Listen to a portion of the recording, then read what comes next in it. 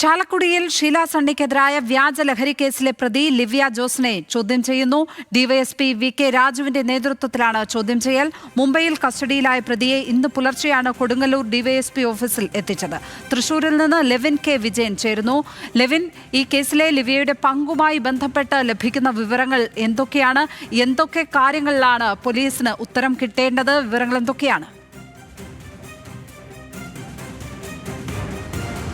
ലക്ഷ്മി, 2023 ഫെബ്രുവരി 17 ഷീല സണ്ണിയെ കേസിൽ കൊടുക്കുകയും അവരെ പ്രതിയാക്കുകയും ചെയ്ത സംഭവത്തിൻ്റെ മുഖ്യ ആസൂത്രകയായ ലിവ്യ സണ്ണിയെ ഇന്ന് പുലർച്ചെയാണ് കൊടുങ്ങല്ലൂർ ഡിവൈഎസ്പി ഓഫീസിൽ എത്തിച്ചത്. ഡിവൈഎസ്പിയുടെ നേതൃത്വത്തിൽ SIT ടീം ഇപ്പോൾ പ്രതിയെ ചോദ്യം ചെയ്യുകയാണ്. നമുക്ക് പിന്നിൽ കാണുന്ന ഡിവൈഎസ്പി ഓഫീസിലെ ഡിവൈഎസ്പിയുടെ റൂമിൽ പ്രത്യേക അന്വേഷണ സംഘാംഗങ്ങൾ എല്ലാവരും തന്നെ ഒത്തുചേർന്നുകൊണ്ട് പ്രതിയുമായി ചോദ്യം ചെയ്യൽ നടക്കുകയാണ്. ഈ കേസുമായി ബന്ധപ്പെട്ടുകൊണ്ട് ഇനി വെളിച്ചത്ത് വരാനുള്ള കാര്യം ലിവ്യയുടെ പങ്കാളിത്തത്തെക്കുറിച്ചാണ്. എന്തിനു വേണ്ടിയായിരുന്നു ഇത്തരത്തിൽ ഒരു ആസൂത്രിതമായ ഒരു കുറ്റകൃത്യം നടത്തിയത് എന്നുള്ളതാണ് പ്രധാനമായും പോലീസ് കണ്ടെത്തുന്നത്. ഏറെക്കുറെ ഈ കേസുമായി ബന്ധപ്പെട്ട വിവരങ്ങളെക്കുറിച്ചെല്ലാം ഇതിനോടകം തന്നെ അന്വേഷണ സംഘത്തിന് ഇതിനോടകം അറസ്റ്റിലായ മുഖ്യപ്രതിയിൽ നിന്നടക്കം കണ്ടെടുക്കാനായിരുന്നു. പക്ഷേ അതിൻ്റെ കൂടി അടിസ്ഥാനത്തിൽ ആധികാരികമായ ചോദ്യം ചെയ്യലാണ് നടക്കുന്നത്. ഇപ്പോൾ ലിവ്യയെ ഡിവൈഎസ്പിയുടെ നേതൃത്വത്തിലുള്ള സംഘം ചോദ്യം ചെയ്യുകയാണ്. എന്താണ് ഈ കുറ്റകൃത്യത്തിൻ്റെ മോട്ടീവ് എന്ന് കണ്ടെത്തുക, അതിന് LSD സ്റ്റാമ്പുകളടക്കം എവിടെ നിന്ന്